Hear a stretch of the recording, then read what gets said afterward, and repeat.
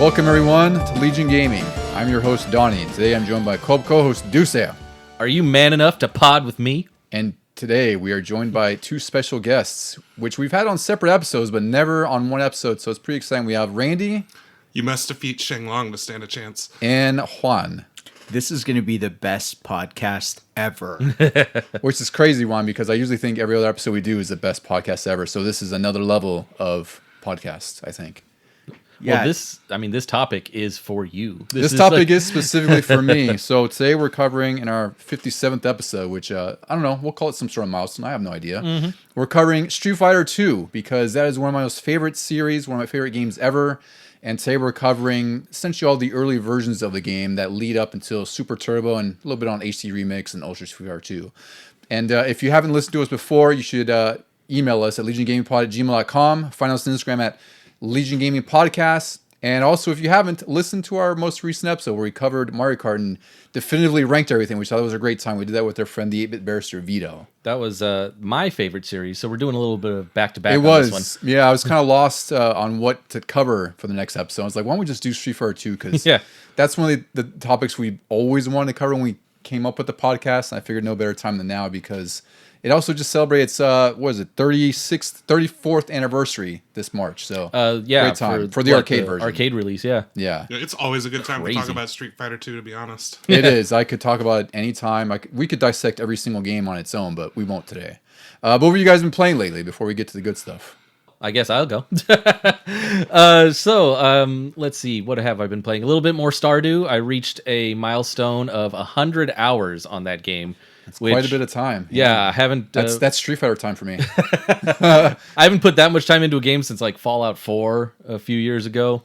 And then I also... What else did I do? Oh, I've still been playing Mario Kart Tour, just for everybody out there. I'm still keeping that game alive. I stand by my placement at, 7th? You had it at 7th on yours, and the net result was that it ended on 10th of 10th, which... That's fair for me, so I think we're in agreement. We're happy. But I'm still having a good time with that. And then I finally got into my next big game that's going to take up a big chunk of time, and that is Star Wars Jedi Survivor. Yeah, it's a fantastic game. I put that on my 2023 best of list. It was I think it was on my top 10. Yeah. I'm definitely going to put that on this year's best of list. Very good. It's essentially a 3D Metroidvania with Star Wars, and I really hate the Star Wars movies that have come out recently, but I love the games, and this was the best one so far for me. I mean, it's so much fun to play, but it's also, when you compare it to like the most recent movies, you're like, some of this is also just as goofy. Like, I'm over there double jump flipping and dashing through the air and then jumping some more, and I'm like, I don't remember Luke ever doing that. Oh, I know. Yeah. I'm just the thing. I should say I'm just not bored by the game versus the movies. That's really what it is. I enjoy the star quality that they got for it too. They have the main guy is back from the first one, and he's been in a few things recently. I know he was in Gotham playing the Joker and stuff like that. And I really hope that he comes in or if he hasn't already, I hope he comes in as this character in like a live action show or something on Disney. And I think that finally broke me away from Stardew, is I've played nothing but this every time I get on a console. Yeah, it's a really fantastic game. I think I finished it after like 30 hours. It's actually a pretty beefy game, and I didn't even get it 100%. There was still a ton to do. The story is really, really great too. There's some nice wrinkles and twists and turns that they get in there. I was going to ask though if it opens up a little more, because the story or the game itself? The game itself, I guess, because I've been following the story pretty well. I haven't really done too much of the side stuff, and I keep just going back and forth between two planets. Yeah, it does open up a little bit more later. Oh, okay. It does. Yeah. I'm just like, in the first one, by this point, I think I had seen 3 or 4 different planets. I really feel like this is a lengthier game, because like I said, even for me, it took me almost 30 hours, and you know me, like there's some games I'll spend a lot of time on, but I generally do them kind of quick. Yeah. So even for me to take that much of time, it's probably going to take you 40 to 45. But you'll enjoy it. It does get really, really good. There's some really good environments in there. Yep. Randall, what have you been diving into, if anything? Not a lot, honestly. I did start my PGA 2K25 career and spent a good chunk of time trying to create my character, and I am horrific at that, as we've discussed plenty of times on this show. I really tried to make someone that looks a lot like me, and I ended up with someone who looks like they work the morning shift at the Bada Bing. So exactly like you? Yeah. A little. The overall is not so bad. It's the face does not look like me at all. Outside of that, like I've been pretty busy. I really wanted to start up on Street Fighter 6 again last night, but then I ended up getting pulled away and not going home immediately. By the time I got home, I didn't get to play it. But I really need to get back into it because of the new characters and all that I haven't even played with, like Bison. I haven't even played as Akuma yet. Yeah, I played as Akuma and Bison. I really have to get back to it because it's probably been a solid 6 or 7 months just because I've been playing everything else and just life's going by really fast. But they've introduced M. Bison, Terry Bogard's in there now, and Mai from King of Fighters is also in there. So there's a lot of good stuff. Yeah. And they have Elena coming later this year. Was Akuma also DLC? He was. He was Wow. part of season 2. Yeah. I thought he was the last of season 1. Or maybe he was. I think he so. was, and then Bison was season 2. Season 2 You're right. starting it. Yeah, so I think he was capping off season 1, and then.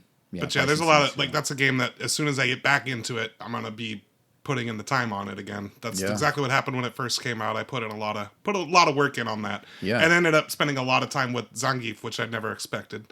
Yeah, he's also been buffed. So Has he? has Good. been, Because so. like he was legitimately kind of weak, but like I was really good at doing a certain thing with him, and it worked out for me. Yeah, a lot of people are contending that he's one of the top tier characters now. That's top awesome. five-ish. I can't So wait we'll to see. try that again. I haven't tried. Yeah. And then I started Silent Hill 2 and had the exact same experience I had when I rented it on PS2 back when I was in high school, which was there's just a lot of walking right now. It feels like the prologue of that game just never ends. And eventually I just grew tired of just wandering through the town, like looking for a pathway that I didn't see and occasionally bashing some brains in. And I just couldn't do it. And I meant to bring it here. And I was getting ready to go to work. Getting ready to come here. And after I picked up Mike, I was like, oh, damn it. I forgot Silent Hill 2. I'm going to have to ask Donnywood Video to waive those late fees. to extend your rental. Yeah, I also forgot to bring back your Jedi, My Jedi Survivor. Yeah. Survivor, You guys because I are don't need both the over physical. it. There's nothing worse on getting late fees for something that you didn't even want. Especially when I can't even collect them. Yeah. Yeah, Silent Hill 2 does start very slow, and I did get lost in the beginning like you did too, because you do have to learn sort of, I always say it's like a syntax of the game where you kind of have to learn how things work and progress. Right. And you have to understand like what things you can and can't do, which can take a while because there's a lot of trial and error.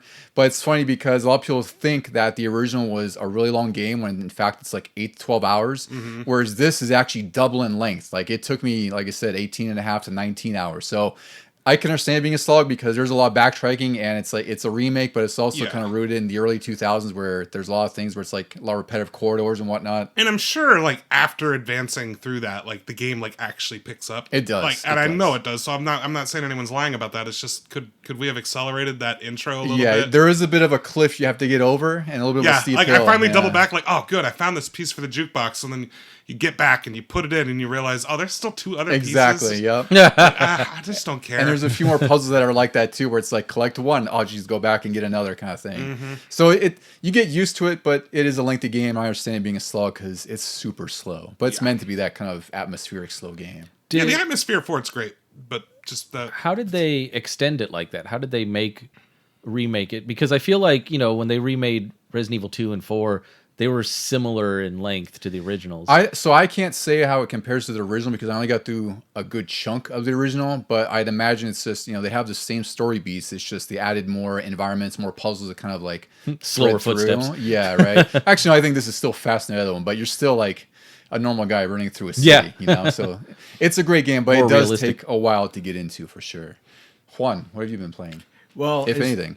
As you guys know, I'm a lot more selective with my games nowadays because I just don't have the time. But other than Settlers of Catan, where I am a world-ranked player, I'm starting to get into Indiana Jones and the Great Circle. That's a great Awesome. one. yeah, that is a good one. Yeah. I need to finish it. One from recommendation from a friend, but 2 because I don't think there's a better time to be punching Nazis Yes. than now. Very much so. All of a sudden, I just got an itch to punch some Nazis, and so this is going to fulfill all my All needs. fascists, because you punch fascists, not Nazis, in that too. Wait, really? Oh yeah, there's Italian fascists. Yeah, in there Oh, this is. background. this makes me so The happy. game opens up quite a bit, and you do your fair. It's just kind of like Wolfenstein. You just want to go bash some Nazis in. That's fine. I forgot to mention a while ago, I started up because it was on Game Pass, Sniper Elite Resistance.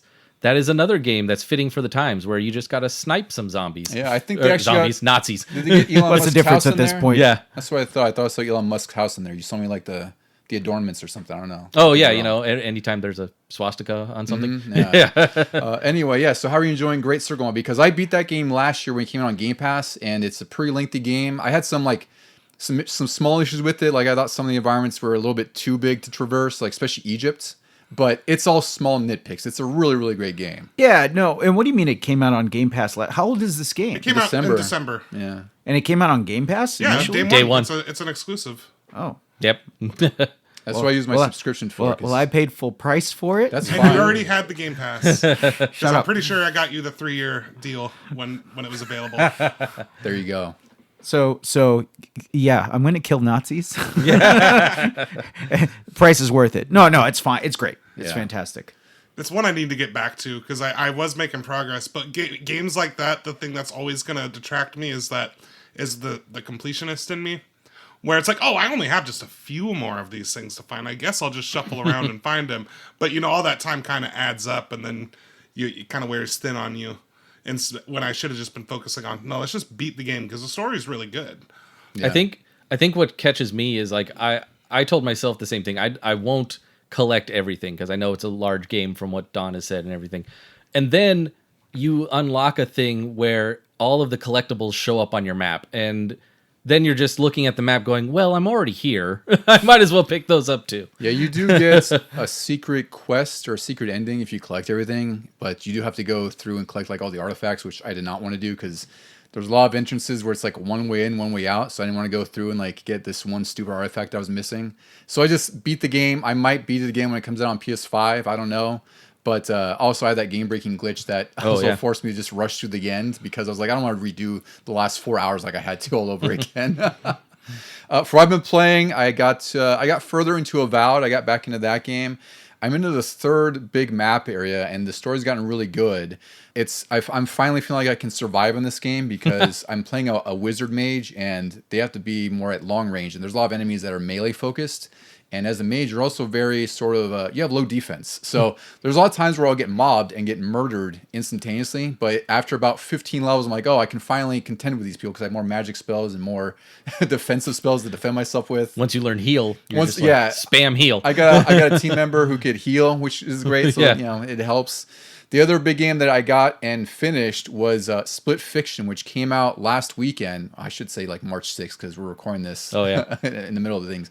But this is a game by Hazelight Studios. They did It Takes Two, No Way Out, and Brothers, A Tale of Two Sons. These are all like co-op focused games.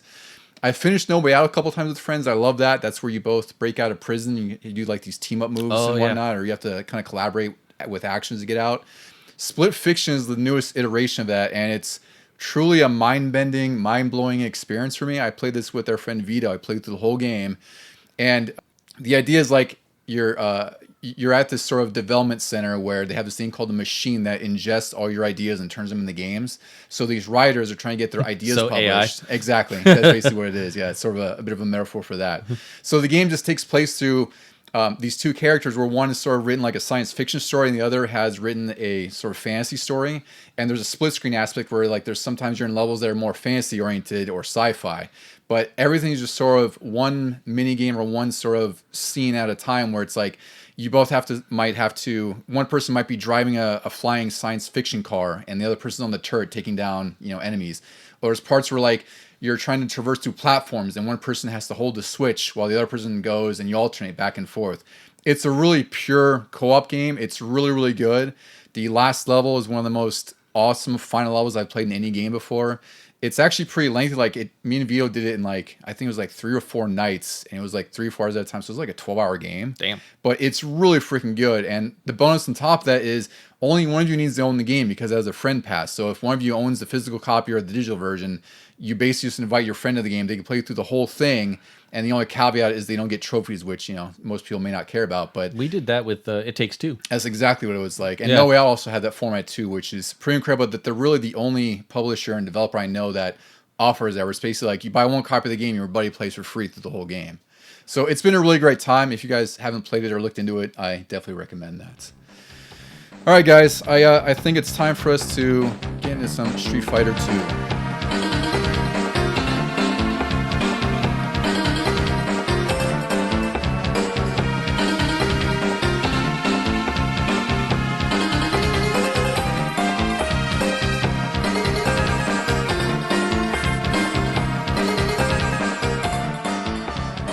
All right, fellas, we are here at our main event. We are talking Street Fighter 2, which was released originally in the arcades March 7th, 1991. So this just celebrated its 34th anniversary. This was a huge game. It's definitely one of the most influential games. We did an episode all about that a couple episodes back that you were on, Randy. I put Street Fighter 2 at number 3, which really I could put it at number 2, and some argue you can even put it at number 1.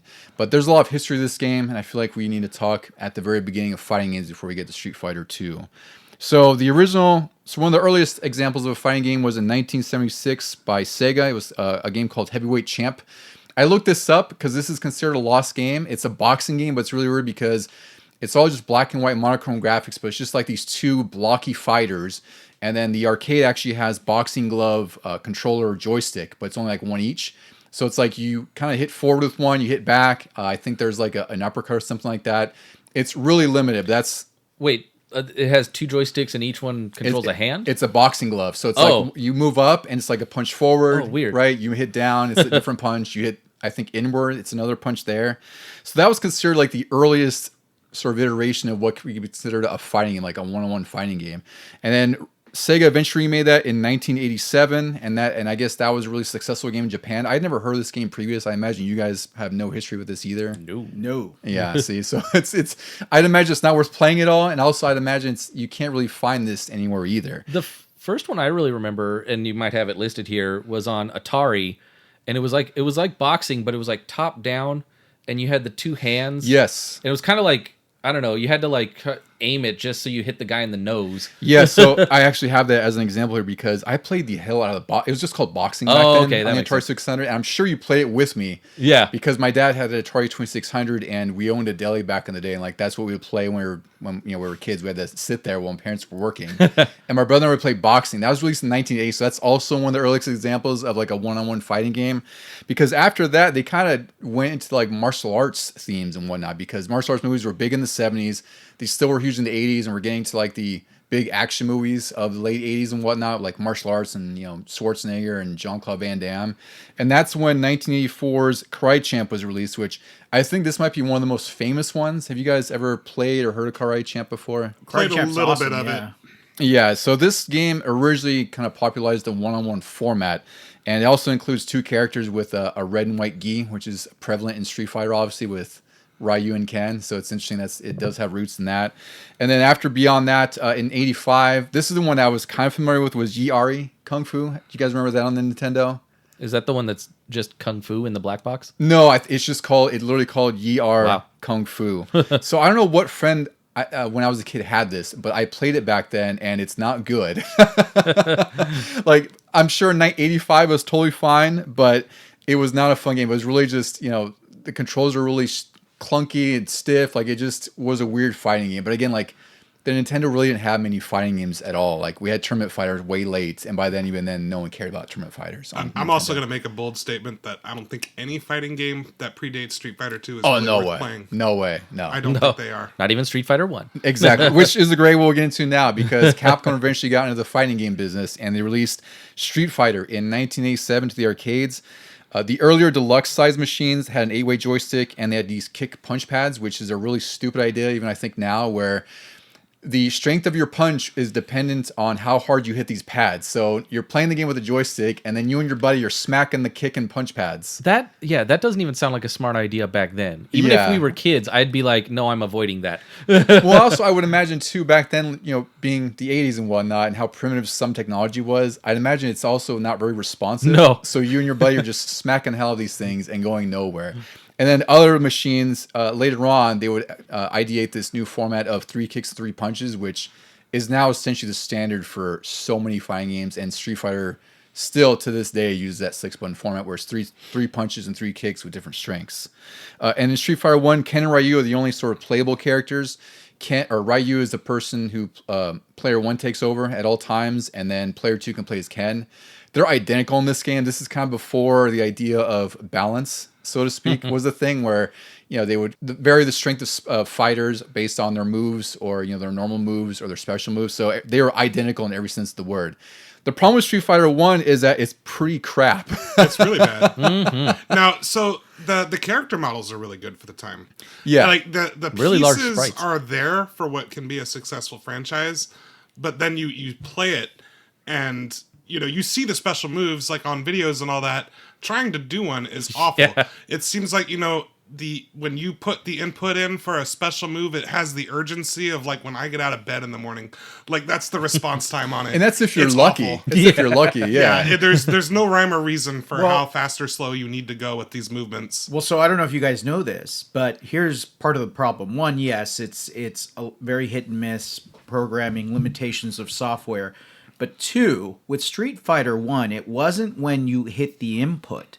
It's when you let it go. So I don't know if the three of you knew that. Yeah. I did not. That was one part of it, yeah, because so later they were coined that negative edge where it's like you're holding the button and then you release because it counts as an input. So that did make it easier in Street Fighter 1 to do moves. And I mean easier as in like the slimmest of margin versus pushing the button. But not knowing that and then trying to do things would mess a lot of people up. Yeah. So with the cabinets that had the punching pads, did you have to do the motion and then also do the punch? Yes. Yes. Wow. So it's like, you would hit down to forward and hit the, And then smack hit the the pad, pad, yeah. right? And this game is already unresponsive as it is, right? Even, because this didn't get a home port at all. It got one port on the TurboGrafx CD. And, I knew no one who had a TurboGrafx back then. I knew someone had a TurboGrafx 16 and, he had like 3 games. But no one I knew had a TurboGrafx CD. And it was also called Fighting Street in the US and Europe. But this game eventually got made to collections and other ports and whatnot. And have you all played this, I imagine? Because at this point, because it's really bad. Like Yeah, it's awful. yeah, this game makes a great case for why Street Fighter 2 is one of the greatest sequels of all time because of the stark difference between 2 and 1. But I feel like we had to talk on the foundation of Street Fighter 2 of where it was before and how good we had it with Street Fighter 2, which we'll get into.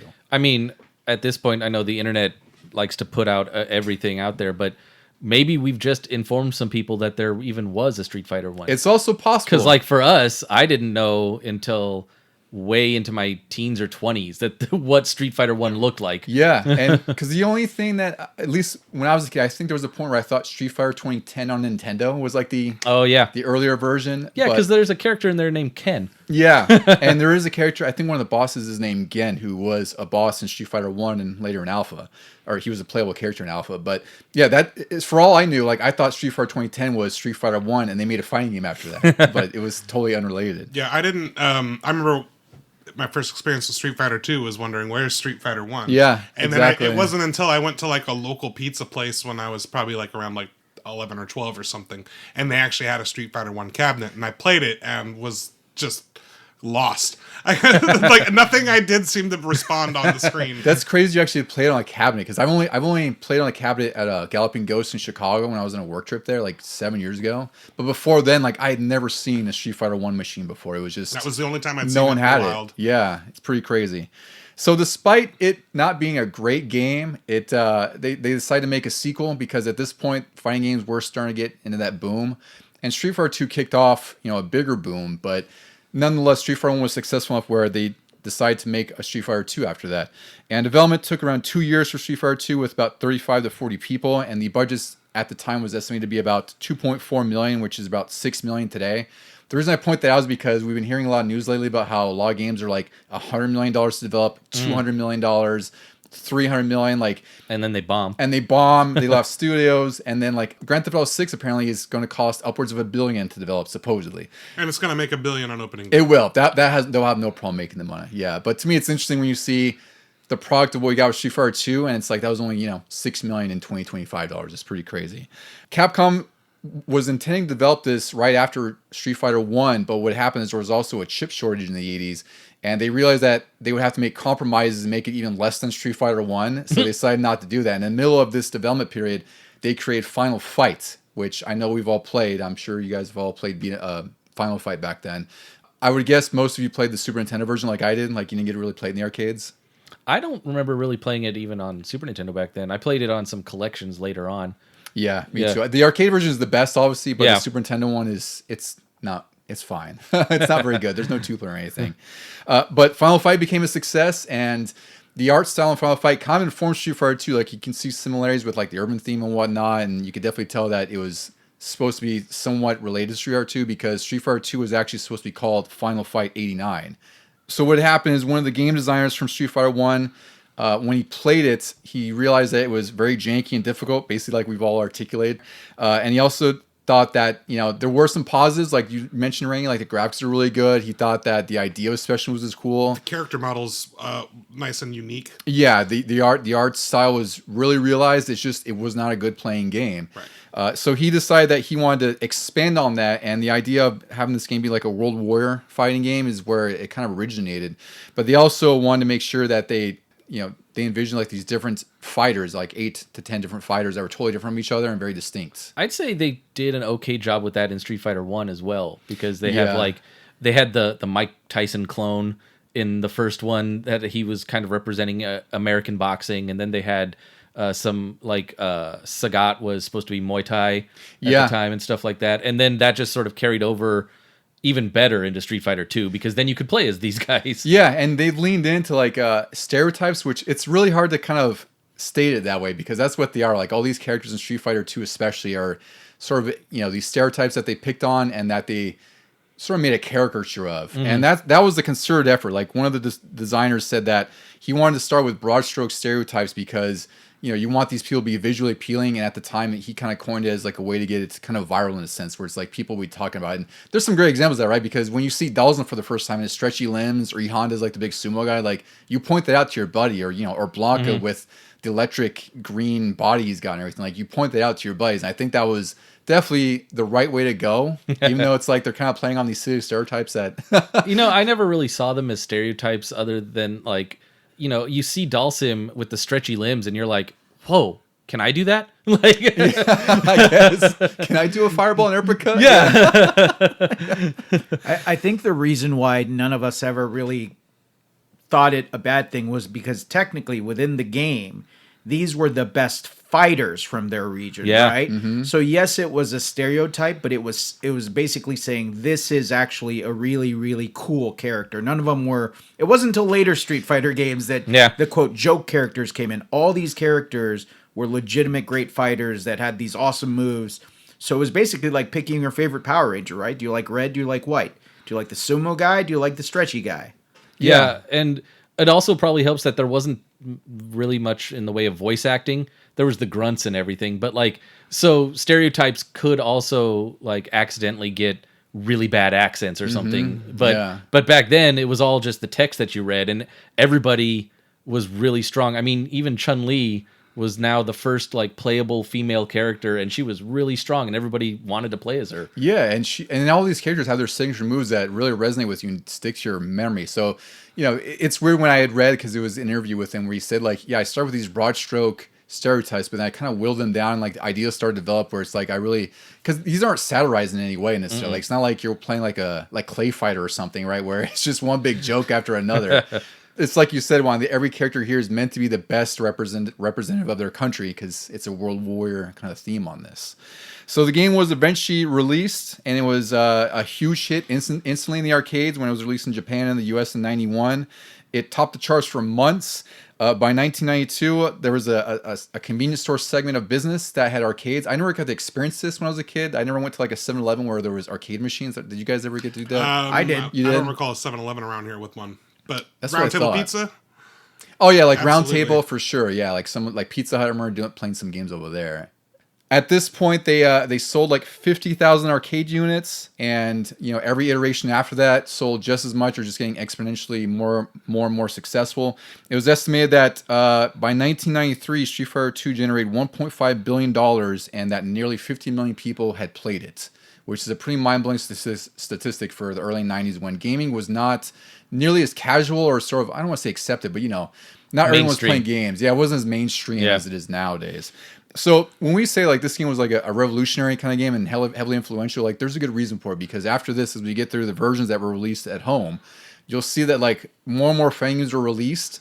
And when I was a kid, it felt like every freaking magazine had some sort of fighting game out, whether it was Street Fighter 2 focused, Mortal Kombat, or whatever else was going on at the time, like Battle Toshinden. It was just like fighting games one after another in the arcades, because that's what was propping the arcades up. It's like, it's really easy to spend 25, 50 cents at a time with your buddy, or, if you're king of the arcades. And that's that you said it right there, with your buddy. Mm-hmm. This was the one that took, competitive multiplayer. It might be the most important competitive multiplayer game ever to be released. I think so. Yeah.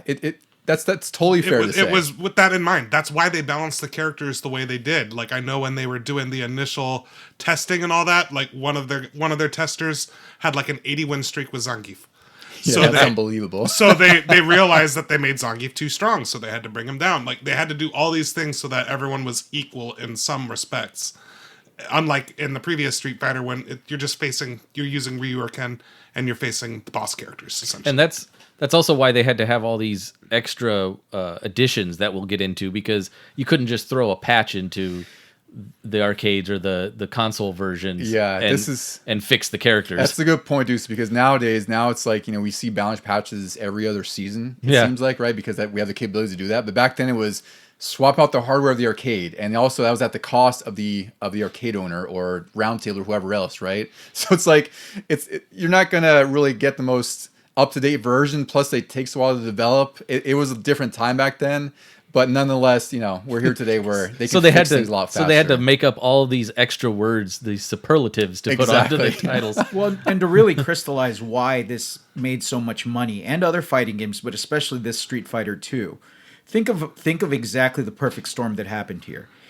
Each character was very different with their own moveset, which means that people identified with your favorite character in a very personal way. Mm. And with other video games, racing games, side-scrollers that were still multiplayer, you were never going to be in a war with your friend. Odds are you were never going to be on an F1 racetrack with your friend. Now, you're probably never going to get a real fight with your friend, but everyone could see themselves getting into a fight. So now you were personally identifying with some character who's fighting other characters, and for little, between 10 and 17-year-old, mostly boys, but girls too, that was perfect. You weren't necessarily beating up the guy standing next to you, but you kind of were. And they had to spend their money if they wanted to come at you again. It was just the perfect opportunity to fight without ever actually fighting. Brilliant, just genius. I think Randy pointed out, had a good point about it being the first best competitive one, because like you mentioned, you go to the arcades with your buddy and you play these fighting games, but Street Fighter, you didn't mind if it wasn't your buddy, you just wanted to fight. Yeah, and also you could get bragging rights. That was the whole thing too. Yeah, it's like if you were king of the arcade, so to speak, like you could sit there match after match and have person after person put in their quarter, 50 cents, and you can either take them down, or if you lose, you're gonna get salty about it. You're gonna put your own money in there to hold your place, right? Winner stays, loser pays. Yeah, this is where I got next. Put your quarter on the screen comes from. Yeah, you know that whoever loses this one, you're gonna face that winner. And again, to my point, it wasn't racing; it was fighting. Yep. Yeah, so there was that little extra edge. Putting that little quarter.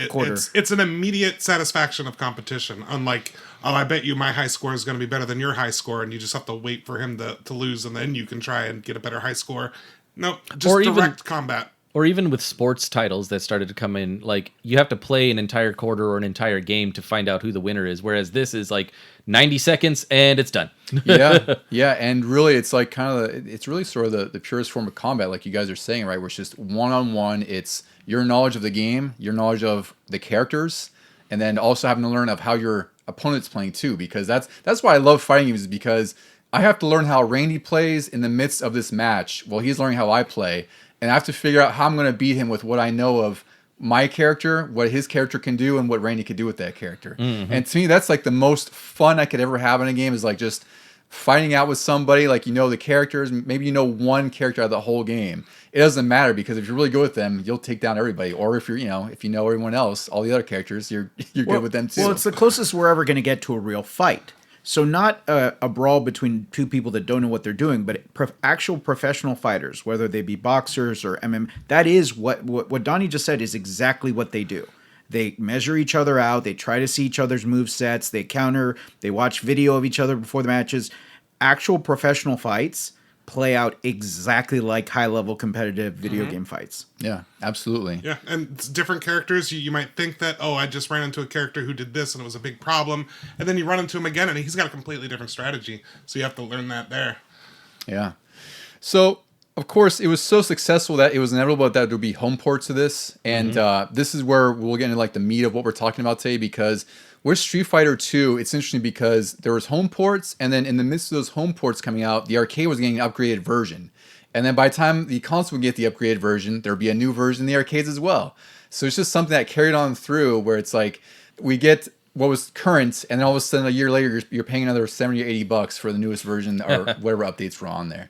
So the first home port was released on July 15th, 1992 on the Super Nintendo. This was the 5th all-time best-selling SNES game with 6.3 million units. That is wild. It is pretty crazy. It's a top 5 Super Nintendo game. And I think in general it's a top 5 Super Nintendo game. Yeah.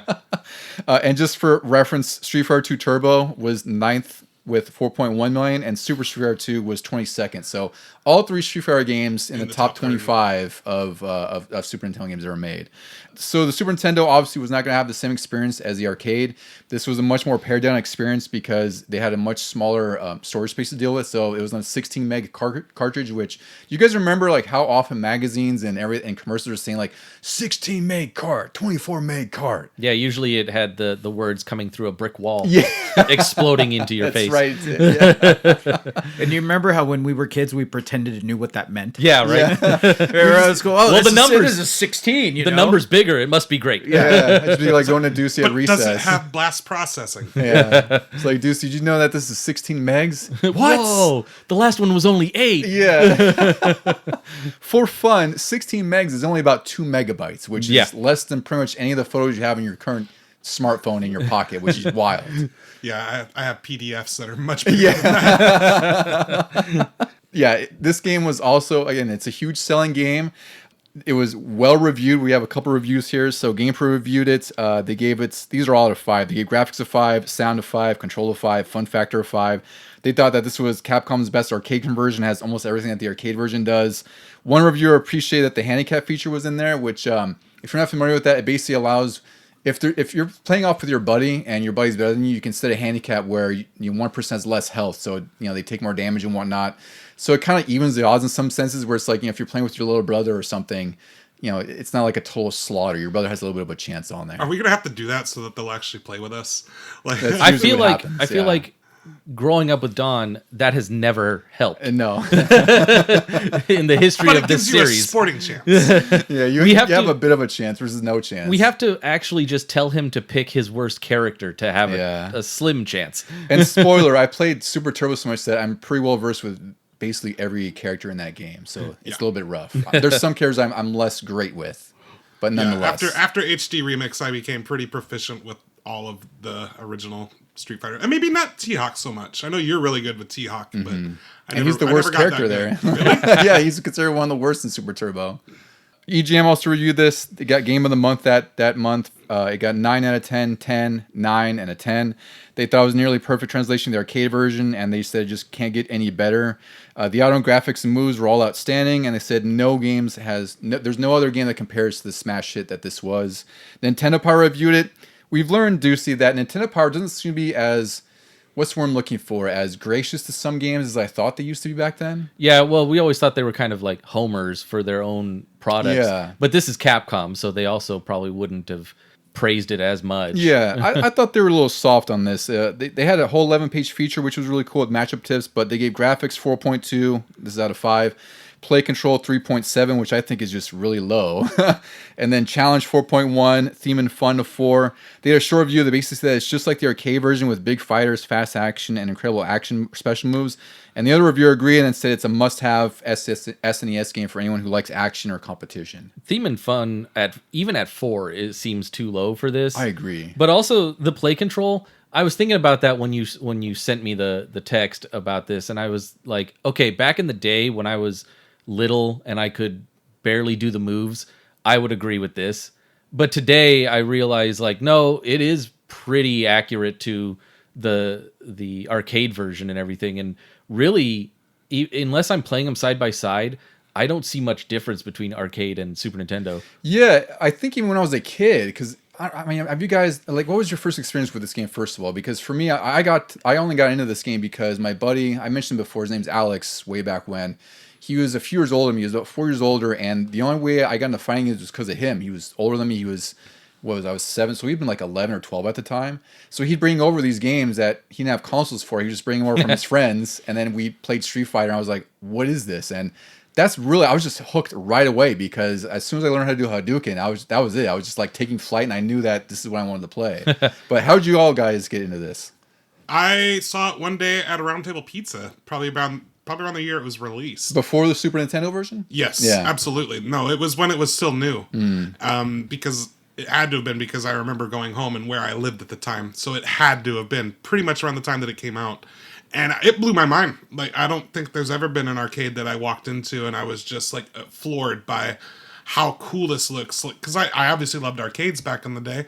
But this one looked better than all of them. Like, graphically, it looked superior. And all the characters just looked so cool. I'm pretty sure the first time I played it, I picked Blanca. Didn't know what I was doing and got rocked. But I remember going home and just thinking about it. Like, thinking about all those characters. And that's just a core memory for me in regards to gaming. Yeah. Do you guys remember the cover to Street Fighter 2 on the Super Nintendo? Oh, yeah. I do, yeah. You know why I ask you that? Because that's how I got the game. Oh, you just looked at it? We were at the store, and that cover, I was like, what is this? And I just had to have it, played it, and probably played it for the next every single moment I was not asleep. It's funny you mentioned the cover one because, so before I knew what Street Fighter 2 was, do you guys remember Video Express back in the day where we lived? Yeah. Right? I don't know if it was downtown, but it was just a rental store, and I would get like used Nintendo games from there. I remember seeing the cover art for Street Fighter 2, like they had this whole display. But I was really young. I had no idea what it was. I just distinctly remember seeing what I would later find out was Blanca, like with that. He's doing like his ball move, right? They have the little. Oh yeah, we should probably lines. describe it for the listeners who hadn't seen it. Yeah, it's basically Blanca doing one of his special moves, and you'd never seen something like this on the cover of a video game. Yeah, he just knocked out Ryu, and he's gunning for Chun-Li on the cover. And she's got her leg up like she's doing the lightning legs almost. Yeah. It's a very sort of kinetic, action-packed box art. It's obviously one of my favorites ever. But yeah, it's very striking. But it's funny you just mentioned that because they give me a little bit of a flashback with Video Express there. Ducey, how did you get into Street Fighter? Because I imagine It had to have been you. Yeah, I was gonna say I imagine I probably brought it over to your house or something. Yeah, like I don't recall a time without Street Fighter 2. Like when I was younger, it was just a Super Nintendo game that I knew existed, and I think it was definitely because of you.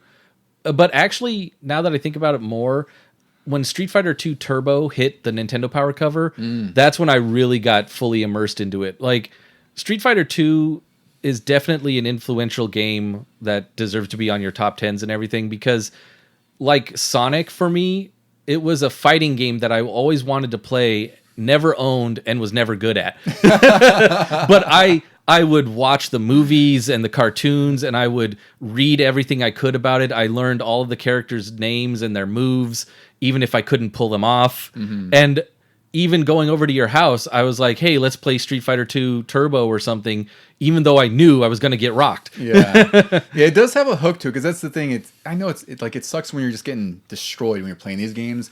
But there is sort of one aspect of like, no, I got one more round in me. I could do this. Like I took you down. Look, I took you down one round. I can do this. I got past the character's name on the life bar. I can go a little further. So there is that aspect to it too. But again, it's like back then. I hate to make it sound like we're so old and everything, but this is like one of the handful of games we usually had. So it's really easy just to kind of trade controllers with your friend, or like my brother would play with us too, and he usually found some cheap tactic to he would spam one move over and over. Usually he would be E Honda to do the hand slap, or he'd do Blanca's little with the lightning. Electricity. Yeah. One thing before I want to move on to Champion Edition, I want to talk about the music in this game. To me, this has one of the best, most iconic soundtracks you could ever have in any freaking game. I think a lot of the tracks in here are absolutely timeless. I might put it number one. I would say because all of those are bangers. Like, I don't even know if I can think of a stage where I was just kind of like, that was okay. That's fair. Yeah, that's maybe a good point. Dawson's, but even that was fine. I would put what Ducey just mentioned a little bit ago, the Sonic series, and I put Sonic 2 up there. Oh, They have great song. Like I would say like Green Hill Zone itself, it might be like the best And like Chemical stage Plant, music. yeah. Yeah, they had some good To ones. me, Sonic 2, I think, is the best soundtrack. But Street Fighter 2, again, banger after banger. Yeah, I and would I do- think the thing is that because of those original songs, they've lived on more in the subsequent versions. That's And- also true. Yeah. That's what I'm grateful for is like no matter what Street Fighter you're playing, there's always going to be a version of Ken's theme or a Guile's theme or something like that. But I think I would put Donkey Kong Country at number 1 just for the range because Street Fighter 2 you put on and it's just that's workout music. That's just go yeah, it's all the supposed to be time. fight. Yeah. Yeah, absolutely. I did want to give some recognition to the composer. She's really, really fantastic. Her name is Yoko Shimomura. She has a huge, just vast, extensive career in video games. Like I'd imagine there's a lot of games that you guys have played and you probably have heard music from her that you may not even know. Just to name a few, she's done work on the Kingdom Hearts series, Breath of Fire, Super Mario RPG, the Mario and Luigi games, Front Mission, Parasite Eve, Legend of Mana, Xenoblade Chronicles, Streets Rage 4, and just tons and tons of arcade games. So I watched a small interview about her composing music for Street Fighter 2, and she said that she'd been given a list of countries and themes to compose around Nice. these characters, and she was also suggested that to make world music with like a comical taste, and she was allowed to just absolutely run with it. And like you said, Maria, I don't think there's like a bad track here. You know, you could get annoyed by Dalsum's elephants constantly screaming. And it's not even that bad. It's not, yeah. I don't think it's a bad song. No, but yeah, she also did all the sound effects, and I guess she'd record some of the voices too and just modify them in some way. Like those are her voices, but modified? Apparently, yeah, Oh, wow. yeah. So she's a badass, is what she is. Yeah. This game like made her like It did. All those games you listed came after Street Fighter 2. Yeah, And and she was all the rage. in that same interview, she was like, "I'm really shocked that the game caught on so much, or my music did, because she finds it amazing that people are just so influenced by her music. Like she never thought when she was composing back then that, for one, they would even get off the ground or be successful. It's just, you know, she had sort of an assignment, and she did it. And all of a sudden, 35 years later, people are still talking about how it's like some of the best music you hear in the game. So definitely a genuine badass, and pretty incredible that, you know, her music has persisted this long, and she's still making games today. She's still doing music. All right, guys. So the next one I want to chat a little bit about is Street Fighter 2 Champion Edition. This is where I was telling you guys where it's like Street Fighter 2 was so successful that originally they didn't want to work on another game. They just kind of thought they were done with it. But one of the game designers was like, no, there's more to do with this game. So he kind of pushed to make a newer version with more characters, and then they also had a young new employee named James Goddard, who would later design DJ from Super Street Fighter 2. And he's still in fighting games too. Like he does stuff for Killer Instinct and whatnot, and he's still pretty prevalent in the fighting game scene. But he was also one who was pushing Capcom to make a new version of this game. And much of this staff that at this point there was no way they're going to do another 2. They thought they were going to go on to the next project, which was Captain Commando for Super Nintendo. I think that was their next big port. Whoa. Yeah.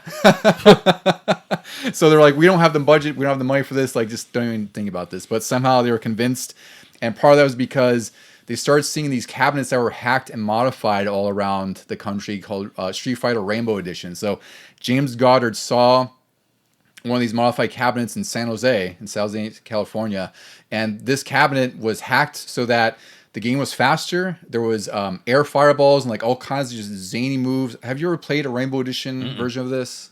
I've heard of it, but The Rainbow modded one? Yeah. Rainbow came after Championship. Yes, it did. Yes, so that was after, and Champion was right before that, where the biggest advancement there was that they could play as the 4 boss characters. Because in Street Fighter 2, you had your 8 base characters, and then you had Vega, Balrog, Sagat, and M. Bison. And those are the 4 non-playable characters. And then in Street Fighter Champion Edition, that's the first time they made them all playable.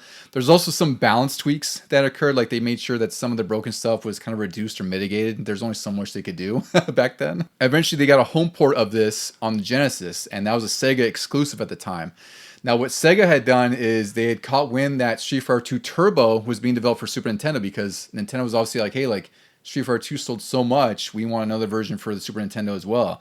So Sega told Capcom, you guys better delay the Champion Edition Genesis and start including some of those features from Turbo, because we don't want the inferior version, so to speak. Yeah. Yeah. It was a good idea because they already had their base controller was inferior. Yeah. It was. But if yeah. you had the 6-button It was Sega controller, it was probably way better than the Super Nintendo controller. I will say, so did you guys get to play this back then at all? Like, Juan, did you have much experience with Champion Edition on Genesis?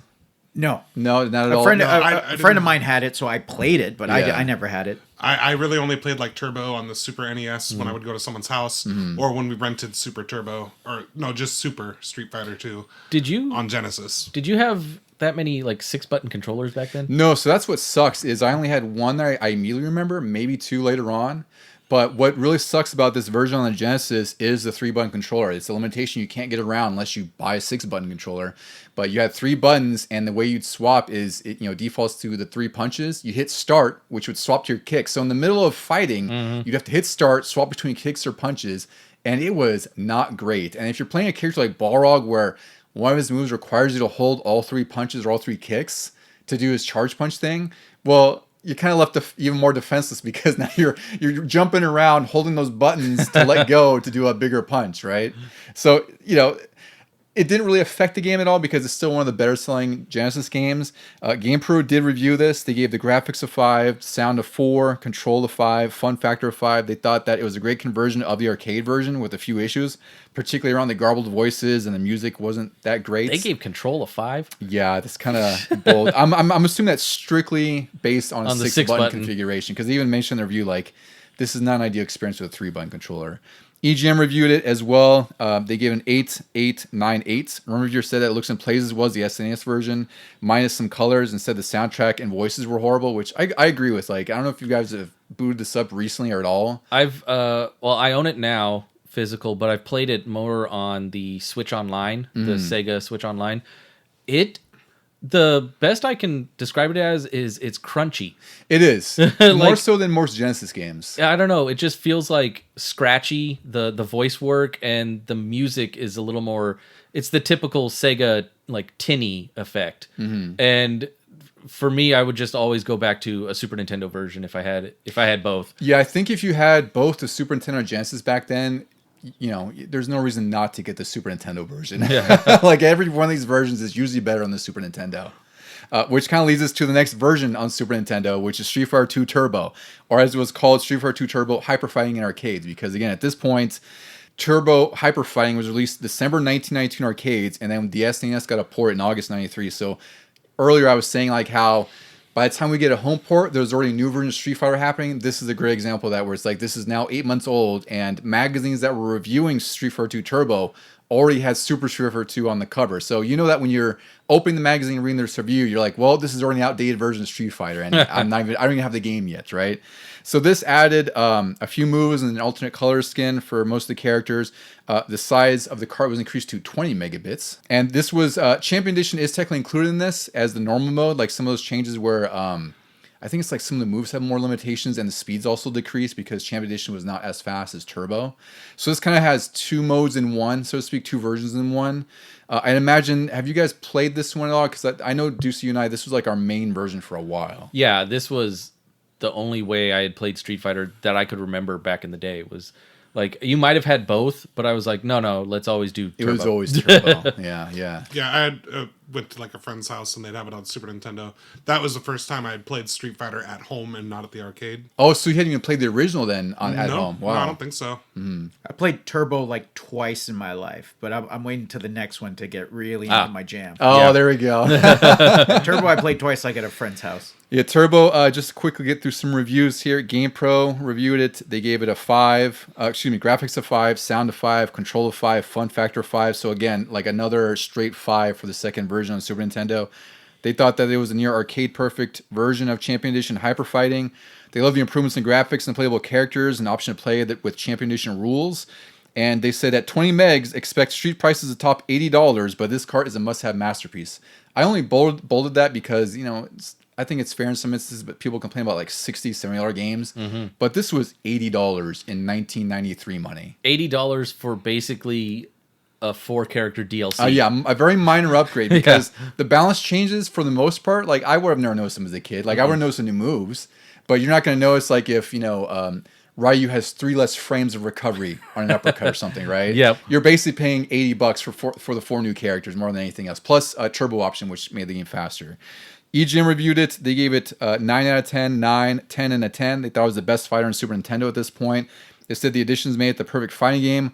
One reviewer didn't think that Street Fighter 2 could be topped, and he was surprised. And another appreciated that they restored some of the animations because, like I said, like the original game had to have some concessions with its hardware because it was carts were expensive, as they still were, but they can only fit so much of the arcade experience on the original Street Fighter 2 on Super Nintendo. So there were like missing character animations or background stuff. It's just like animations, so like like an uppercut might not look as smooth. It might not have 10 frames of animation. It might have 6, right, to cut down on processing power needed to use it. So you won't really notice it playing unless it's like really clipped, right? Like you can notice some games where it just looks like they're from, standing to punch instantaneously, right? Yeah. They did their best with what they had, I think. Nintendo Power reviewed this. They gave the graphics a 4, which is worse than Street Fighter 2. They gave that a 4.2 for graphics. That is insane. I don't agree with that. Yeah. Play control 4.1, challenge 4.3, theme and fun 3.9, which again is slightly below Street Fighter 2 with which got a 4. It's the same exact game. Yeah. Methinks there might be some retaliation for starting to work with Sega. Or the pricing. Fair. I think Yeah. the pricing too, maybe. Or the price. Yeah. Yeah. So one thing I want to know is like when Street Fighter 2 came out, even with the home port, there wasn't a whole lot of fighting games coming out right then and there. It wasn't until like 93, 94, like we had Mortal Kombat by this time, King of Fighters 94 had come out, Eternal Champions, Fatal Fury was in swing, Virtua Fighter had debuted.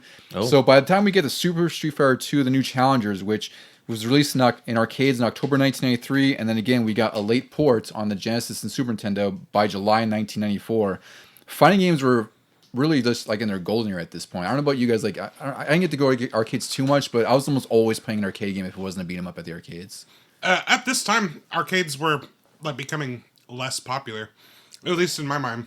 They were Carousel starting to dwindle. downtown that I don't remember exactly when that left, but I know like the timeout that was in the mall that's gone. Even with it there, I never went to the carousel that much. Like if anything, it would be the arcade at the boardwalk. Yeah, that was more common for me. And then Yeah. for me, I wouldn't seek out fighting games unless it was maybe Street Fighter. I wouldn't even really seek out Mortal Kombat, and then I would play anything else, a shooter. If it had a gun on the cabinet, I would probably play that. Like the T2 arcade Yeah. one. Oh god, what an experience that was with the I think Uzis. most of my arcade experiences were like pizza places. Yeah, that was mostly the case for me. But did you get to play much in the arcades back in the day? So I actually did go to the carousel a lot, and same thing, but for the reason that I had Mortal Kombat at home and I had Street Fighter at home, so the arcades were to go play something different by that point. I could sit down and race a car with a steering wheel rather than playing a racing game on a Yeah. controller. And then fighting games were to me it didn't matter if I had a stick or the D-pad. In fact, I preferred D-pads back then more than I did arcade too. sticks. Absolutely, just because I was playing it at home more often than That's not. right. Right. Yep. So I was just used to the controller more than anything. So you might even get more frustrated playing at the arcade, Yeah. thinking, "Wait, why am I so awesome at this, but not here?" Yeah, Yeah. I just wasted a quarter. I was also just not good enough back then to where I could get into the competitive aspect of it. Whereas like now, if I'm walking through a Dave & Buster's and people are huddled by the Street Fighter cabinet, I'm waltzing right up there and I'm waiting my turn. It's also true. Like when I was a kid, if I was playing someone who's older, like which is basically any person who was there, Yeah. I get slaughtered in like instantly. And there goes my 50 cents. My parents were like, "No, that's it. I gave you Yeah. $1. You're done." Yeah, resources were limited. Yeah. But really, like the point I was trying to make too, it's like this was sort of the perfect convergence of arcades and the boom of fighting games where. Arcades were just the thing back then. Like I know we didn't have much experience because we didn't really have many arcades around us, and we didn't get to go often. But in other parts of the country, like arcades were huge. They're making tons of money, and a lot of it was because of fighting games and beat 'em ups. Like that's just what kept people going there. There were just these short form experiences where 50 cents a dollar, you could sit there for hours a day if you wanted to with a roll of quarters, or whatever the case was. And that's kind of what led to like all these fighting games being made, because I mentioned before how magazines, like every magazine I would go to the grocery store, I feel like it had some fighting game on it, whether it was Street Fighter, Mortal Kombat, Fatal Fury. There's some fighting game going on. It Do you was think- it was the biggest genre after Street Fighter 2 came out. For It a while. was, yeah. But do you think that led to the downfall of arcades? Because like Juan said, I have that at home now, and they were starting to get better and more arcade-like. We didn't have the online competition, so you couldn't play with just anyone, but you could still get the arcade experience at home and didn't Yeah. have to go. I think it did because, it's like comes to a point where, especially with the Dreamcast and PS1 and even N64, like that era where it's like those home experiences were surpassing what you get at the arcade, and it was just, arguably cheaper. Like you're not spending money at the arcade necessarily. And then those arcades, like you're not going to sit there and play like a a 10-hour adventure or something, right? You're not going to play like a siphon filter or something, right? Like you're going to play these short form experiences, and I think that's just with time, it just popularity started to dwindle, and more things were being released at home, and then of course arcades slowly just started disappearing, and now they're almost like a special thing when we see them, like, oh yeah, like they opened up a new arcade, let's go check it out, kind of thing. Whereas before, they're probably like an arcade on every other town within a mile of each other. Yeah, now they're mostly like kind of museum exhibits, and then you pay one price to have like free play for a certain amount of time. Yeah, exactly. Yeah. But nonetheless, Super Street Fighter 2, the new challenges, that was released. And the biggest addition with this is, again, 4 new characters. It added T-Hawk, DJ, Cammy, and Fei Long. There's now a scoring system for combos, because initially Street Fighter 2, the combo system was more accidental than anything else. Like, they've been doing some bug testing, and they discovered that you could do some successive hits with certain moves. And now they've just kind of added that into the game. Like, they folded that, so, they encourage combos and more sort of, what's we're looking for, more flexibility in like how a player plays, right? Where it's like you have a little bit more freedom and connecting moves and doing what you want to do with the system in place. And the air juggling, like that's when the air juggling was added in this one. Yeah. So this was also finally the first time that the same version was released on Super Nintendo and Genesis. And I think this was a huge deal because, before this, like, it's Street Fighter 2, which was Super Nintendo. We had Turbo, which was Super Nintendo. Champion Edition was exclusive to Genesis. And they finally were like, no, let's have parity, because there's no reason to have two different versions on here. So this was released on the Super Nintendo and Genesis. I have a few reviews here. Super Nintendo from GamePro. They gave the graphics a 5, sound 4.5, control 5, fun factor 4.5. They liked the new characters, but didn't like that some of the moves were removed and made some characters weaker, which is just sort of the nature of balance. I don't know if that's a negative necessarily. They thought the AI is cheap, which is completely fair, and it gets worse in Super Turbo, as we'll talk about. And they thought overall that it was good, but it's inferior to Super Turbo, which is already out in the arcades by the time we got the home ports. And also, there was a $70 price tag associated with this too, which didn't help things. They reviewed the Genesis one, but I didn't see scores for it for one reason or another. But they really know that there was a minor difference in graphics compared to the SNES. The Genesis did have an extra speed. It had 5 stars versus 4 on Super Nintendo. And they really didn't talk about many of the differences, even though I think the biggest difference between the two versions is, again, the audio on Super, which is worse than Champion Edition. I don't know if you guys played much of Super on Genesis. I haven't played Super on Sega at all. It sounds more muffled. I did. That was the first one that I rented at home, was Super. Oh, it was Super? Yeah, and I did have the 6-button Sega controller, so I did have that going for me, because I don't have memories of having to press start to go between them. I think that's just such a massive difference. If you did not have that controller, that game was probably going to be really difficult. And if you did, you probably had the best controller available for it. Yeah, my buddy and I would play Champion Edition on Genesis, and I can tell you how stupid it was. It would depend. Like, we play with my brother, so it's like we'd swap the 3-button controller, which is already handicapped. So it's just like you'd see us fumbling trying to switch between punches and kicks. It was so stupid. Now you should always have the 3-button, and anybody else gets the 6. It's the one with the broken joystick. Yeah, exactly. Yeah. So new challengers was the one that I played the most, and I played basically all of them at some point in the original consoles, SNES and Genesis. But New Challengers was the one I played the most. We bought it. I say we. I didn't pay for anything. My parents bought it for me. And let me tell you, I got to be Bruce Lee, and it was awesome. Oh, you played Fei Long was your main, I'm guessing, or what? Well, so Ryu was always my guy. But the moment I saw Fei Long, was going to be an option, I'm like, that's Bruce Lee. Like, they can call him whatever they want.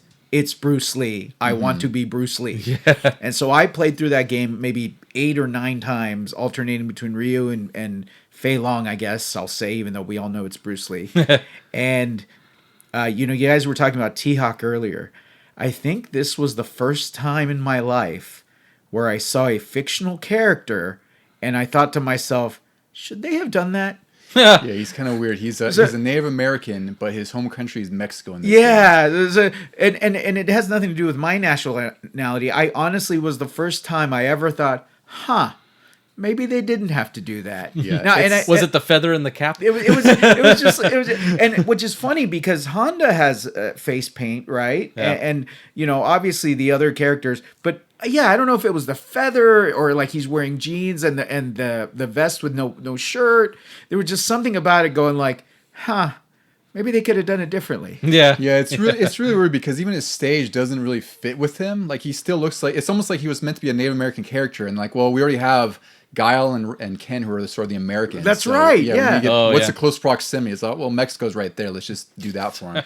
So yeah, I don't know what his origin story with Mexico is necessarily. It's weird. And then his name was T-Hawk. Yeah, Yeah. Thunderhawk.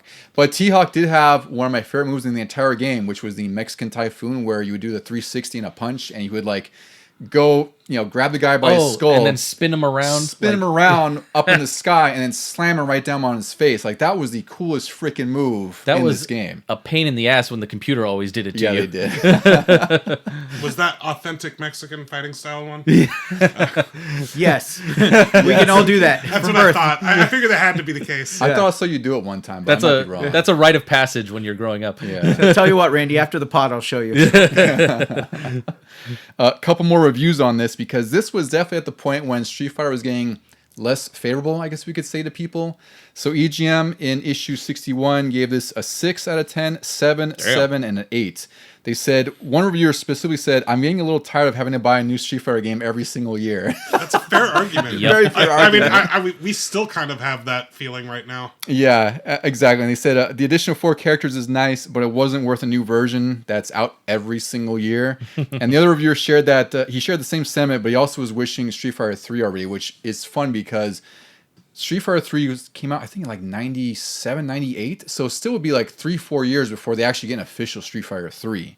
And then Nintendo Power once again reviewed this. They gave graphics 3.8, play control 4, challenge 4.1, theme and fun 3.2. So they were less favorable to this than anything else. They were just getting tired. Yeah. And they didn't really have anything negative to say. They just said it was great play control, new characters are tons of fun. I don't agree with the graphics constantly going down in all of these I versions. agree. It I doesn't thought make- they were getting better. They were. I thought they were. Like, they look better. They're faster, right? They At just- least on Super, because I know on Sega, I think I've seen on Console Wars they did Super and they compared them, and there's just little things here and there that Sega couldn't do that Super can with the color palette. Yeah. So yeah, like I feel like Super Nintendo Super Street Fighter was one of the best looking fighting games. Yeah, and I would say it's one of the better Super Nintendo games, especially at this point in '94. Like, it was one of the better looking ones. Granted, Donkey Kong Country would come out a few months later, but as far as like just what was out in fighting games, like it's one of the best playing ones on the Super Nintendo. When was Killer Instinct 95? I think it was '95 for the home port. Okay, yeah, because that had come out in arcades by this point. Yeah. All right, so the final game we'll kind of talk about with the Street Fighter 2, I guess we'll call it an anthology, is the most definitive version that's still being used today for tournaments. And this is one that Randy, you and I have played to death on multiple versions. This is Super Street Fighter 2 Turbo, which was released around February or March 1994. This one's interesting because it never got I'll call it a famous home port, because this got one port on the 3DO, which no one owns. I didn't know anyone who owned it. In November '94, We all knew kids who claimed. Yeah, really. That's true. Yeah, no, that is true. absolutely. And it'd be like, well, could I come over and play? No, I'm busy. Oh, Yeah, that's so funny. oh, okay. Yeah, that thing was, I believe it was $600 or $700 in 1990s money. So no one I knew came close to a 3DO, and I didn't even know Super Street Fighter 2 Turbo was released on it. So that was really the only home port for the longest time. That game that version does have a really badass soundtrack though. Like, they arranged a lot of the tunes to make it sound like because it's like CD based. So it sounds great, but outside of that, I don't know anyone who's really played this version. For the longest time, I always thought Super and Super Turbo were just the same game. Yeah, And that's what it felt like. And people would just call it Turbo because they didn't know any better or something. Yeah, so the big additions to here is they added super combos, which I don't know if SNK had been doing like super moves before this. I think this was around the time when everyone just started like, oh, we need to do something different. It's like where you have a meter, you build it up by attacking the opponent or taking damage, and you let out one super combo, which usually did a ton of damage. There's different degrees of use depending on the character. Like, there's some that are really useless, like Blanca, where you could see it a mile away, and his little spinny roll thing, Yeah. where he spins like 10 times and shoots forward. Oh, like Sonic charging up? Exactly. Yeah, like the spin dash. That's exactly what it is. Yeah. That was the big addition here, and they emphasized a little bit more on the air combos.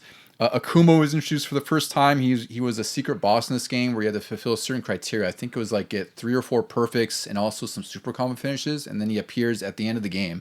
He does his super move on Bison, and you fight Akuma, who's just stupidly broken. Like, he does ridiculous damage. He can cut through most of your moves.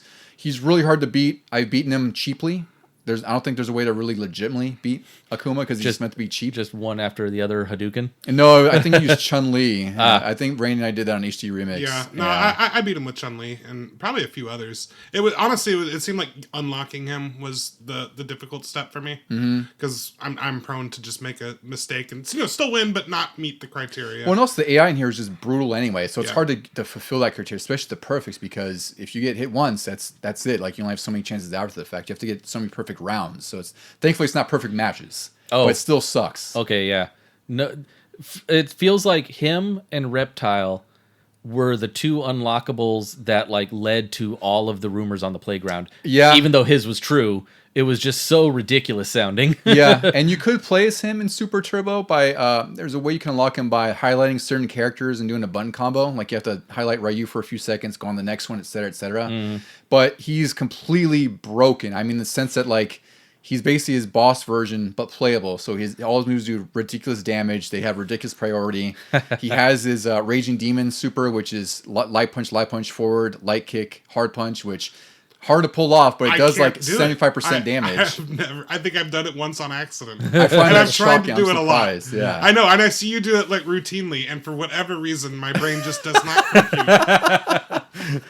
I think but all of his regular moves that were like, because he's like the souped up version of Ryu and Ken, like he had the best versions of all of them. Yep. He did. He was just 100. Like, he was like a cracked out version of Ryu and Ken, just ridiculous. Yeah. So this version, like I said, it's the definitive version. They still use it in tournaments today. This is the one I have most experience with, but how have you guys played this one? Have you played much of this at all? I imagine maybe in collections and whatnot. No, like I said, I thought it was just super.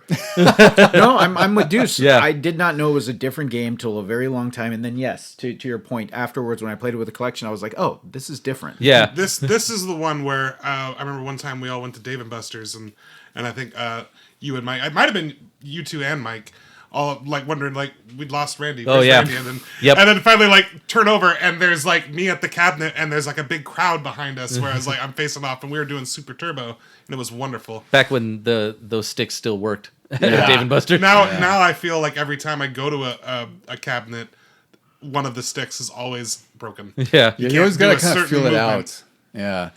This one is my favorite version of the original Street Fighter 2 games because I played it so much, and once online functionality came, which I think the first iteration, at least for me, was when they released that 15th anniversary collection on the original Xbox, because that had Xbox Live support. Oh, yeah. So it's finally, and it came with the Street Fighter 2 movie. It did. Which was That's awesome. right. Yeah, that 15th So anniversary good. collection is freaking fantastic, because that Street Fighter 3 on it as well. And yeah, the Street Fighter 2 movie and Super Street Fighter 2 Turbo. And the reason why I love it so much is because I don't want to toot my own horn, but it's like I'm really good at this game, and when my friends stop playing with me, then I have no one to play with because I'm not going to play against the AI. So once they introduced online play, I was like, yes, this is what I've been waiting for like the last 10 years since whatever the hell I knew AI or online play was going to be. So I've played this, I mean, probably at like 1,000 hours at this point over the last 20 plus years. Yeah, and I still wasn't that good at it because I did buy it when I bought the Xbox. I got like Halo 2, and I bought that specifically because I was like, I know Don's really good at this, and no one wants to play him, so I'll at least get better at it. And I didn't make much progress on that at that time, but like I said, it came with the Street Fighter 2 movie, which was really good. Yeah, it's a a fantastic really good package. quality anime movie, and it had all these games that I grew up playing. Like it had alphas on there, right? Not the original anniversary collection. No, they eventually really? released an alpha collection. 30th. Later, yeah. Oh, the 30th okay. anniversary 30th has had it. everything. That's right. my favorite version with all of them, like all 3 threes, all of the alphas, all of the 2s. Yeah, my only nitpick about the 30th anniversary collection is that not every game is online. Yeah, that's weird. Which is kind of weird. Like they kind of picked like the best version of each generation. Like there was Street Fighter Alpha 3, there was Street Fighter 3 Third Strike and whatnot. It was great anyway because those are my favorite versions anyway. But it would be nice if I could play like Street Fighter Alpha 2 online or something like that. I use Fightcade now more often than not because there's usually like dedicated players on there, and you can play like virtually any fighting game on PC just through whatever service they've connected on there. Justice League Task Force? Actually, I would believe that's on there. We could check. I'd be willing to bet that. I love hilarious. that game too. Yeah. I don't think many people like that game, but you and I played the hell of it back then. So there were a bunch of versions of Super Turbo, which, again, given Street Fighter 2's history, not surprising. So I'll go through a few because there's a couple we want to focus on. There was a Super Street Fighter 2 Turbo Revival on Game Boy Advance. I've only played this once on an emulator because unfortunately I just couldn't find this back then because I would have bought this if I could. It's just a port of Super Turbo with on the Game Boy Advance. It has an interesting caveat though. So the sprites were taken from the Super Nintendo version of Super Street Fighter 2, but then some of the sprites for the new moves were taken from Super Turbo. So you have this effect of where these sprites are one size doing a move, but then in transitioning doing another move, they kind of get bigger, like a arcade size. I guess they couldn't figure some better way to scale them or something. I don't know what the issue was. It was really weird. Oh, Guile just took a super mushroom from Mario, and yeah, that's basically what it was. Yeah.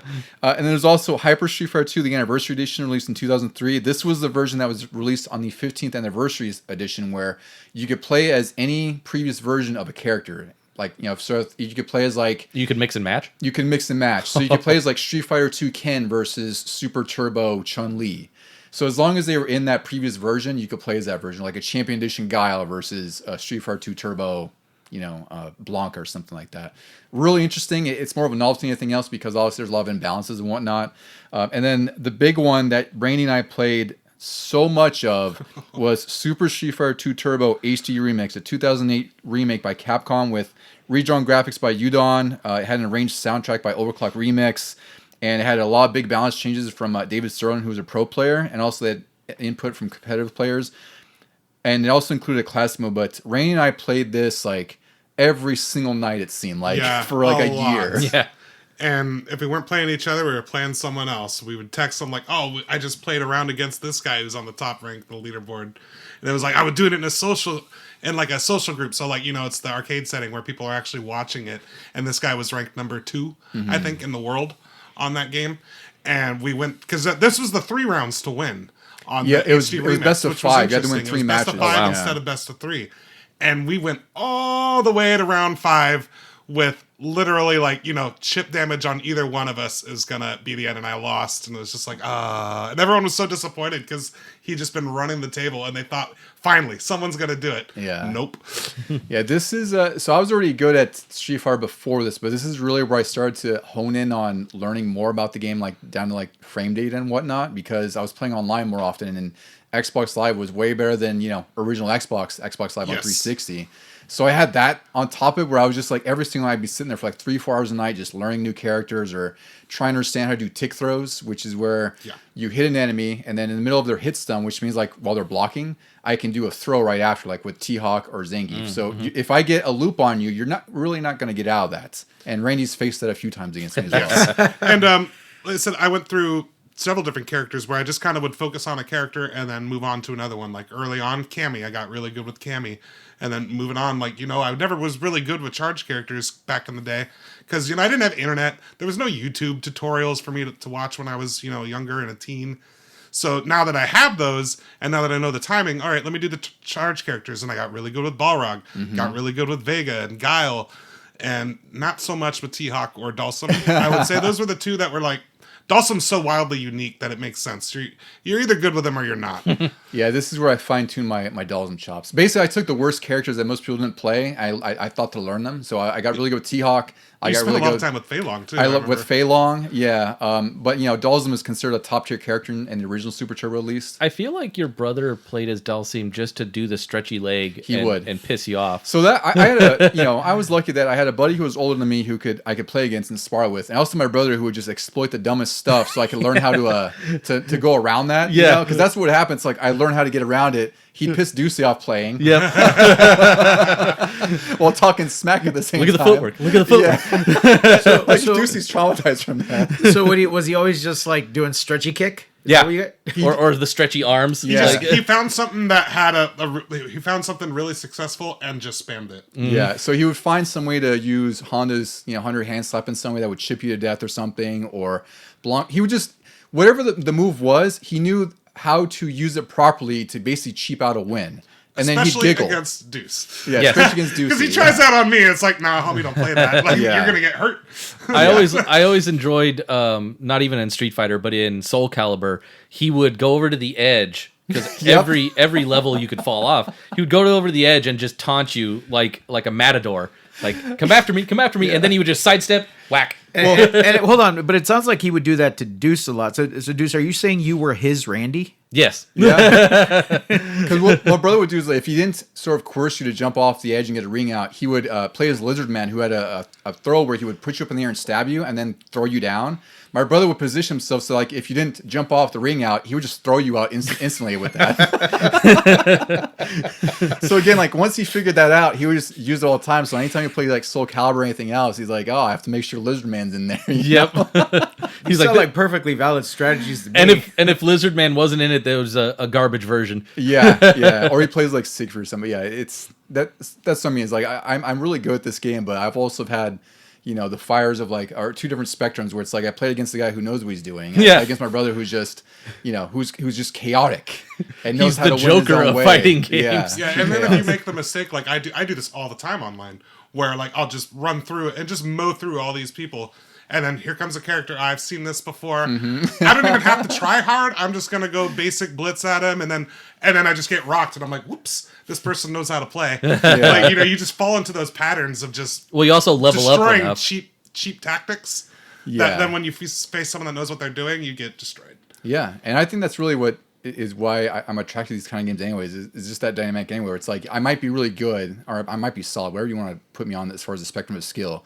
I'm always going to fight someone who's better than me, and I'm going to learn from them because now I've seen stuff that I wasn't sure was possible, or, you know, there's certain habits I know people were using in something. There's just a very awesome dynamic about fighting games for me specifically, where it's like I'm pushing myself to get better because I'm also salty that I lost at something I shouldn't have lost that in my mind, right? Yeah, it's the game within a game, and I love that, the tit for tat aspect of it. Like, you know, when we're saying, like, when Don and I play, I know what's going through Don's mind is, I was like, okay, don't just walk in to a pile driver. You know he's looking at the pile driver. Don't do it. Then you come over to my mind, and it's like, good old pile driver. Nothing beats that. I would love to do some sort of stream or something with us playing just to see the nonsense unfolding. But then have like us, like me, As Juan, commentary? as commentary. Oh, Or that'd be incredible. That would be great. Yeah. we are the voices of their heads. Yeah. Like That's why I was hoping to get some time in last night, because I have so much rust. Like, if I were to play him right now, it'd be a pretty I have just as much sizable rust. I haven't played since last summer. I'd still say No. that I'd be a sizable underdog instead of, you know, like a sporting underdog. Like, That's also fair. you have muscle memory. I do have muscle You memory. can play from a different room and still beat us. There was and that it's a time. PS5 controller.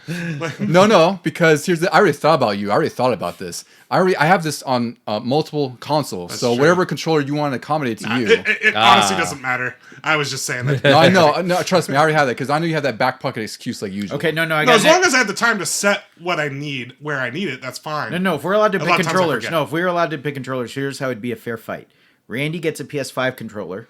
Don gets no controller. Yeah. And then maybe, just maybe, you have a chance, buddy. It's possible. I think it's worthwhile bet. I don't I'd know. have a better chance. I'm pretty sure the last time we played ended with the spinning pile driver No. for all my fans. Randy with a PS5 controller. Don with a Genesis. You have to start. Three buttons. Yep. There we go. Now we're see, ready. I'll see if someone has made like a mod for the PC Street Fighter 6 to see if there's like a 3-button Genesis handicap. I don't know what you want to call it. I've been playing the Genesis version, like I said, on Switch, which you can accommodate for the 6 buttons, but it's a weird 6 buttons. So, like, picture the Nintendo controller. Y, B, and A are the kicks. Yes. And then L, X, and R are the punches. Mm-hmm. And That's also why I hate it, because you can't remap the controls. on yeah, there. it's so weird. Yeah. All right, guys. Well, that's really sort of the anthology and history of Street Fighter 2. So what happened after Super Turbo is like Street Fighter kind of, did a few different series after the fact. It got into the Street Fighter Alpha series, which kind of reinvented things in a sense. That was a prequel. It was a prequel. It was called Street Fighter Zero in Japan. So again, by this time we still don't have Street Fighter 3. That's what we should preface with this too. Is like that hadn't happened for a while after this. And I love the Street Fighter Alpha games. I'd love to do a series on those at some point too, because those games are significant in their own ways. But by this time, like we kind of talked about with arcades, like their popularity, especially in America, was kind of dwindling. So a lot of these games got home ports that were more popular, and then they went Street Fighter went kind of stagnant because Street Fighter 3 did eventually release, but it wasn't so well received because the earlier versions had 2 of the characters you're familiar with, Ken and Ryu, and no other familiar characters, just a totally brand new slate of characters, which I think was a turnoff for a lot of people. Damn. And on top of that, it had some growing pains as well, where Third Strike, it's now widely revered as like one of the greatest fighting games ever, just because of the insane hype moments you have with the parry system. Parries weren't even in the earlier versions of Street Fighter 3. So it had a hard time getting its footing, and then by the time it did get its footing, again, arcades were just almost extinct. Not extinct, but no one went to the arcades at that point.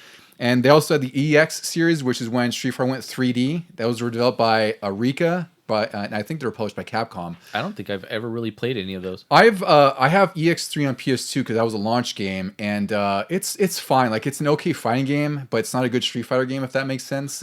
Right? Where it's just it looks kind of nice, but it's also weird to see what you previously loved is like these gorgeous sprites and like these blocky 3D iterations that some work better than others, but it's an interesting game. It's not something that I would recommend over Street Fighter 2 or anything like that, right? You play it for the novelty more than anything else. And then after that, there was a bigger fighting game boom with Street Fighter 4, which Randy and I again played the hell out of back then in all its iterations. That followed the same instance of Street Fighter 2, where it's like they had Super Street Fighter 4, they had Street Fighter 4 Arcade Edition, Ultra, right? And then they came out with Street Fighter 5 in 2016, which got its multiple season formats. And I know you never really played that one, Randy. Yeah, because it was a PlayStation exclusive at a time when I only had the Xbox. And that's the only reason I got PlayStation, because I was also very broke at the time, so I could only afford one. And as soon as they announced Street Fighter 5 exclusive, I was like, well, I'm getting a PS4, And that one, I enjoy it, but I don't think... That one also had a really rocky history as well, where it took a couple seasons to actually get to a point where it's pretty fun to play. It stumbled out of the gates. Yeah. Because of what they were trying to do with it, with the downloadable stuff, and I wouldn't call it live service, but it was like kind of the pre... It was bare bones. Yeah. It was really like there wasn't even a story mode or anything like that. Like the arcade mode was really limited. It was just a bare bones fighting game. It was during a time where they did this with like Gran Turismo 6, I want to say, where like you got to... They said, oh, you get to pick and choose what you want, and then you don't spend as much, but then you end up spending just as much because you want everything in the game. Yeah. And this is when they started to have season passes for characters and whatnot, and they're reasonable. I think they're like $20 for 5 or 6 characters, where it was. But it's a different time now, where it's like they do these things where instead of having like a new iteration, you have more seasons. So the most recent iteration that we've talked about, and that was also on my Game of the Year list for 2023, was Street Fighter 6, which is like the ultimate return to form. Like everything they did wrong with Street Fighter 5 was corrected with just the first base version of 6. Like that was my Game of the Year for 2023, even over Breath of the Wild, because the replayability on it was just insane. It's so good. I've put in well over 100-something hours on Street Fighter 6 alone on PC, and even similar on PS5. I think I didn't play it as much because I was always on PC or whatever. But that's where Street Fighter is today. Like it's in a very good spot. It's Street Fighter 6 is like the ultimate fighting game in my eyes. Like there's really nothing that comes close to it right now. No, it's the only one that I think like stands with Super Turbo HD Remix as like the perfect fighting game.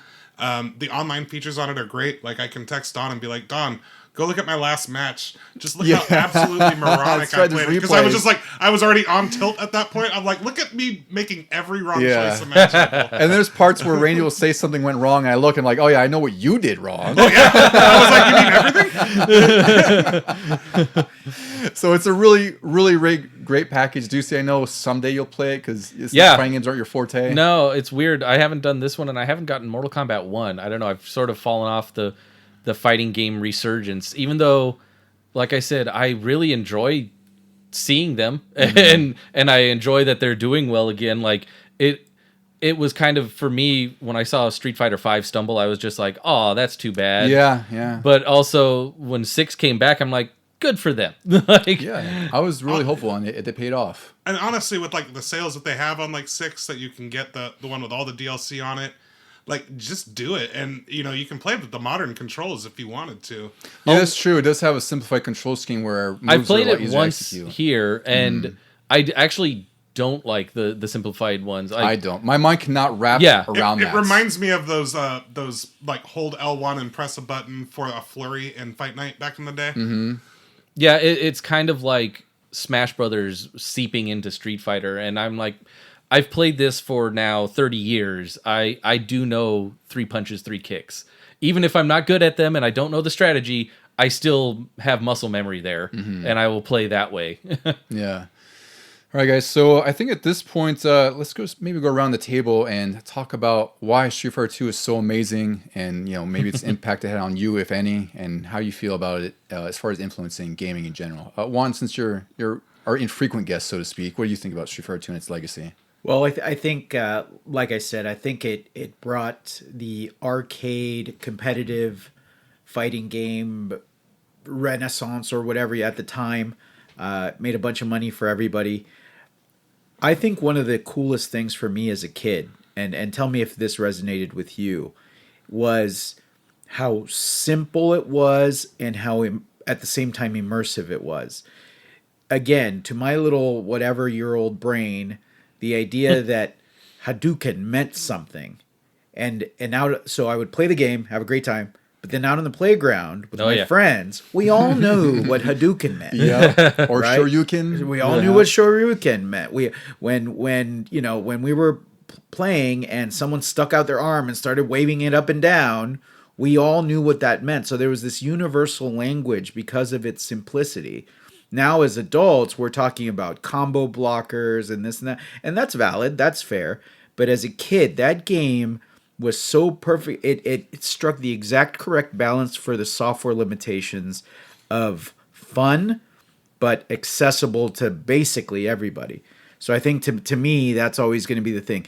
Had there been no Street Fighter 2, I'm not sure that I would have kept on with gaming. I guess Mortal Kombat would have taken its place, right? But I'm saying a game that was not Mario, that helped me bridge the gap from little kid to preteen teen and kept my interest in video games. I really think that was the one that did it for me. Again, maybe Mortal Kombat would have, but Street Fighter definitely did. So I think that's where I stand with Street Fighter 2. Yeah. Randall. I just, like I said, I've said it before, when I first saw it at the pizza place, it just looked like the most incredible thing ever. And then, as I get older and realize that, wow, even Super Turbo is still probably the best fighting game there is. Like, it's so perfectly balanced that they kept using it for tournaments, 10, 15 years later. It's one of the most important video games ever made. It is the most important fighting game ever made. And it's probably my favorite, competitive video game ever made. Mm-hmm. I have to agree with that for sure. I mean, I've said it before even on this episode, I'm not good at them, but I always want Street Fighter material. I will watch a movie, even if it's bad. And I'm hoping that the new one that they keep talking about will be good at some point. I will read up on things in magazines. I'll learn the new characters. I'll play 6 eventually, and I probably won't even rank up too high in that. But I will say that I thank it for what it did, because it then brought us other fighting games that I do enjoy even more than Street Fighter. Like Juan said, maybe Mortal Kombat would have bridged it, but if Street Fighter didn't exist, I don't think Mortal Kombat would have even come about.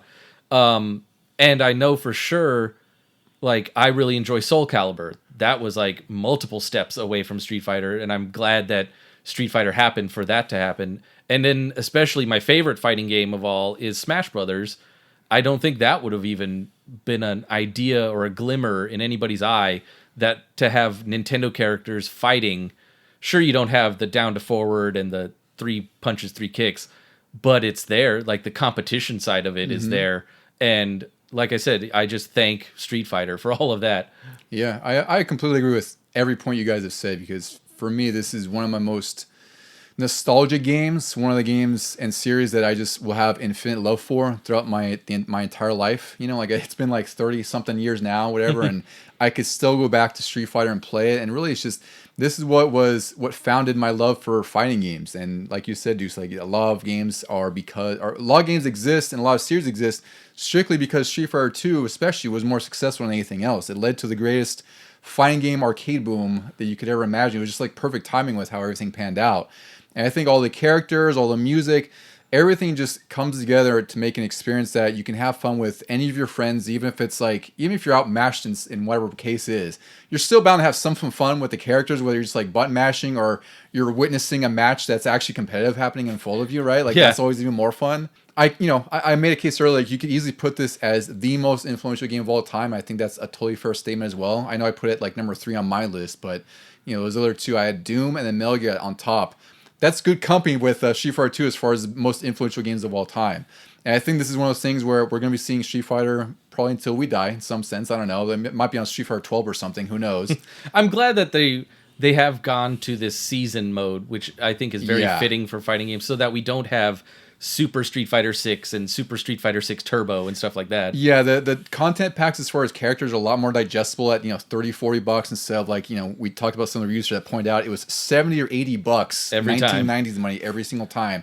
If you could convince your parents or, if you're an adult, if you're willing to part with that much money back then, it's a lot of freaking money. I mean, we were thinking about how rent was like a few $100 for a one bedroom. You might spend 80 of that on a game. I don't know. It's a little bit harder to swallow than 30 or $40. I had never owned any Street Fighter 2s. I always relied on you to get them, and then I would just play them over there because I saved up my allowance, and then I wanted to play something a little more substantial for me. Yeah, which is totally fair. I mean, Yeah. you could still borrow all my Street Fighters. That might be the one series I have more versions of than anything else at this point. I don't know. I haven't done a tally, but I bought virtually every Street Fighter that's almost ever existed. So Put them all together, stack them up, share them on IG. yeah, They won't fit in one picture. I'll be posting some stuff for sure as we get along with the episode. Yeah. But if anyone out there has any memories of Street Fighter 2 or any fighting games or just, anything in general, just please reach out to us at LegionGamingPod@gmail.com. You can also find us on Instagram at Legion Gaming Podcast. Randy, Juan, thank you as always for joining us. It's always a fun time. We have more people on this podcast. That's just more than me and Ducey speaking for the whole time. Thank you for having us on. Always, please. Been a great time. Always a good time. Ducey, any final words for our friends who are going to go home and be a family man? You just took what I was going to say. There it is.